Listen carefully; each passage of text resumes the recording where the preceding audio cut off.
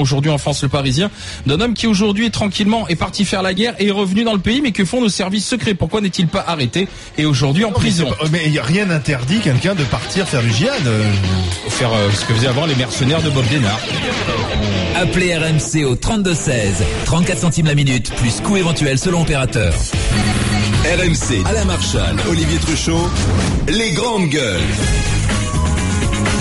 Les GG, les grandes gueules, avec aujourd'hui Didier Giraud, Claire Aupetit et Gilbert Collard. Et les GG veulent savoir. RMC, les grandes gueules veulent savoir. Un peu d'alcool, c'est assez frustrant quand on s'en passe. C'est dans un moment d'euphorie, tout le monde veut retourner à un autre endroit pour faire la fête ou rentrer. Et du coup, on s'entasse tous dans la voiture. Et il s'est jamais rien passé, donc forcément, on se dit pas que c'est forcément pas très bien. C'est bête, mais ouais, on se dit souvent que ça arrive aux autres. Les GG veulent savoir, c'est un projet qui est à l'étude, abaisser le taux d'alcoolémie, mais spécifiquement pour les jeunes. Oui, les GG veulent savoir si effectivement limiter le taux autorisé pour les conducteurs novices à 0,2 par litre de sang au lieu de 0,5 grammes est une mesure qui irait dans le bon sens. Alors c'est un rapport confidentiel auquel les journalistes ont eu accès. En fait, la mesure existe déjà ailleurs, au Luxembourg, Irlande, Grèce, Portugal, en Allemagne. Certains sont pour, certains sont contre. Parmi les arguments contre, il y a celui-ci qui me semble assez juste. On rappelle que plus des 2/3 des accidents mortels impliquant un conducteur ivre, c'est lorsque l'alcoolémie est supérieure à 1,5. 0,2, c'est quasiment une absence de consommation. C'est à tout casser un verre d'alcool. Est-ce vraiment là le danger ? C'est surtout que Didier Giraud, entre 0,2 et 0, je vois pas où est l'écart et qu'est-ce que ça change, quoi. À ce compte-là, qu'on dise alcool 0, mais pour les jeunes conducteurs, d'accord, mais aussi pour les autres. Enfin, et puis allons-y, quoi. On va au bout de la logique. On met un anti-démarrage dans toutes les bagnoles. Tu souffles, ça démarre. Si tu souffles et que t'es positif, ça démarre pas. Parce que aujourd'hui, bien malin celui qui peut savoir c'est quoi sa limite à 0,5 ou sa limite à 0,2. Enfin, moi j'ai déjà joué à l'expérience. Là, tu sais, tu fais une soirée et puis dans la soirée tu prends un ballon, des fois c'est un petit peu vert, des fois c'est vert et c'est quand même pas facile à savoir. Alors moi je dis soit on va au bout de la logique et c'est 0 pour tout le monde et tout le temps. On boit pas avant de prendre le volant. D'ailleurs, il y a déjà des professions qui sont comme ça, Les chauffeurs de car, ils sont à 0 et puis bientôt dans tous les bus, il y aura un anti-démarrage, faudra souffler dans le ballon dans un éthylotest pour démarrer le bus, quoi. Et on va au bout de la logique et on équipe toutes les bagnoles d'anti-démarrage, quoi, Claire. Oui, non, là c'est de l'hypocrisie. Effectivement, il faut faire ou laisser le 0,5 ou passer à 0. Ça va être encore. C'est une façon de pouvoir verbaliser beaucoup plus facilement. C'est une pompe à fric. Est-on dangereux à 0,5 puisque en général lorsqu'il y a des accidents avec de l'ivresse comme motif, ce sont des types qui sont à 1,5, 2 grammes. Non, c'est jamais à 0,5. Jamais, on n'en sait rien déjà. On sait si, il y a ça des dépend études. de l'organisme. Tu vas avoir des personnes qui à 0,2, effectivement avec un verre sont pompettes, et puis d'autres avec 3 ou 4 n'y sont pas. Les réflexes ne sont pas les mêmes. C'est extrêmement Ceux qui ont pas difficile. l'habitude de boire. Voilà, qui n'ont pas l'habitude de boire, ou tout au moins, ou pas cet alcool-là, ou ce jour-là. Ça va aussi dépendre si tu es malade, si tu as pris un médicament, il y a tellement de choses qui rentrent en ligne de Monsieur le compte. député, vous pourriez voter ce type de mesure ? Moi, j'ai vraiment l'impression que on cherche à organiser un rattrapage fiscal par la pénalisation des conducteurs. Bon, il y a un taux d'alcoolémie répréhensible qui est la conséquence d'études, de réunions, de travaux de scientifiques. Et on veut encore l'abaisser pour finalement pour les jeunes, pour les conducteurs novices, pour finalement provoquer des pluies d'amendes, quoi. Bon, est-ce que avec 0,5 On pense pas à la sécurité, c'est juste pour faire rentrer du pognon. Attends, mais à 0,5, est-ce que tu es dangereux au volant ? Je ne crois pas, franchement. Bon, je crois pas. Écoute, moi l'autre jour, il y avait dans mon village une fête votive. Si on peut encore employer ce mot, bien sûr. Et à la sortie du village, il y avait des gendarmes apostés avec leurs alcotests. Bon, ils avaient raison d'y être. Mais pourquoi ne pas mettre un panneau à l'entrée de la fête ? Attention, à la sortie de la fête, contrôle, gendarmerie, alcoolémie. C'est préventif, au moins les gens. Là, on a l'impression, si tu veux, que Tout est organisé pour te prendre. Mais oui, parce qu'on attire les gens, si tu veux, on les amène à boire. Mais c'est pour leur sécurité. Mais On ne les amène pas à boire quand on organise une fête. C'est une question de responsabilité individuelle aussi. Mais si, Gilbert. Mais non, mais moi, ce que je veux dire, c'est que moi, je suis. Toi, tu t'es pas, je supporte pas l'alcool, moi. Bon, voilà. Bon, donc j'ai pas de mérite, ça me rend, ça me fout mal au cœur. Bon, je le regrette du reste, hein.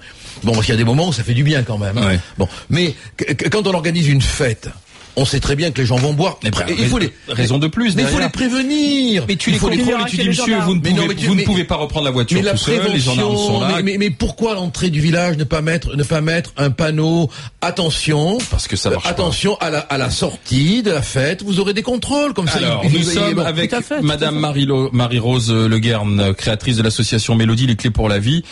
Sa fille est décédée à 18 ans dans un accident avec un conducteur impliqué, taux d'alcoolémie. Bonjour Madame Le Guern. Oui, bonjour. Merci d'être avec nous. Que pensez-vous alors de cette idée de ramener le taux d'alcool à 0,2 pour les jeunes? 0,5 on a dit non? Non, 0,2. Oui, on milite pour le taux zéro depuis longtemps, depuis des années, depuis la création de l'association.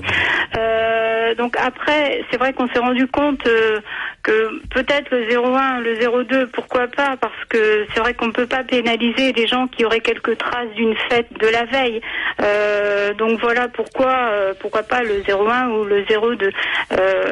Mais bon, voilà. Après, j'entends beaucoup de choses là, mais Maître Collard parle de fêtes, mais bon, les fêtes, c'est vrai que ça rapporte, l'alcool rapporte beaucoup d'argent. On tourne toujours autour de l'argent. Je vous entendais dire également, pourquoi ne pas mettre un panneau attention, contrôle alcoolémie. Mais est-ce que dans un magasin on met attention, ne pas voler. Donc, là, faut peut-être pas dire n'importe quoi non plus. Est-ce que vous pouvez nous donner des chiffres? Est-ce que vous pouvez nous donner des chiffres sur les conséquences de l'alcool au volant chez les jeunes particulièrement? Est-ce qu'effectivement les jeunes sont particulièrement visés par l'alcool au volant et c'est la cause principale de mort pour les jeunes sur la route? C'est simple, les 18-24 ans représentent à peu près plus de 20% des victimes de la route, alors qu'ils représentent que 9% de la population. Ça, les chiffres, tout le monde les connaît. Et donc c'est l'alcool. Ouais, mais c'est vous incriminez systématiquement l'alcool. Est-ce qu'il y a que l'alcool? Parce que on a tous été jeunes et le triptyque c'était souvent alcool, vitesse et puis pour certains de plus en plus cannabis quoi. Hein. Moi je suis désolé. Oui, bien sûr. On chasse pas le cannabis, hein. Jamais, hein. Jamais, on s'en prend toujours qu'à l'alcool, hein. Oui, mais moi je veux pas vous dire je suis pour le cannabis là. Cannabis ça endort au volant. Notre combat à nous c'est l'alcool. Mais il y a une chose, c'est que vous parlez de vitesse, oui effectivement, mais la vitesse est bien souvent induite par l'alcool, parce que un conducteur qui n'a, évidemment, un jeune conducteur, en particulier un jeune conducteur qui a bu, il va avoir tendance à appuyer sur le champignon, c'est bien évident. Donc voilà. Donc merci Madame Le Guern, merci d'avoir été avec nous. Plutôt favorable au zéro. Hein. Oui, bien sûr. José qui est enseignant dans le Var. Bonjour, un témoignage que l'on va écouter. Enseignant BTS, classe prépa. Et quand vous en discutez avec vos élèves, avec les jeunes gens, donc que vous disent-ils? Ils me disent qu'ils sont parfaitement d'accord avec la tolérance zéro et que pour eux, ça serait quand même beaucoup plus clair. Parce que moi, je suis professeur d'informatique, si vous voulez, et chaque année, je leur fais développer des petits logiciels et je fais ça un peu de manière ludique. C'est-à-dire que, par exemple, je leur fais faire un logiciel de simulation de taux d'alcoolémie en fonction du nombre de verres, du poids, du sexe, etc. Et c'est la réaction que j'ai chaque année des jeunes. Donc les jeunes, ils ont entre 18 et 22 ans. Et ils me disent toujours, mais pourquoi on n'appliquerait pas la tolérance zéro? Au moins, quand on sort, ça serait clair. Le moindre verre est interdit, on n'en parle plus. Attendez, là, il y a quand même quelque chose que je comprends pas. Il faut un jeune qui se dit qu'il vaut mieux avoir zéro. Il n'a pas besoin d'avoir une interdiction. Il se le fait par lui-même. Il est aussi responsable, ce jeune. Parfait, il n'y a plus d'interdiction, effectivement.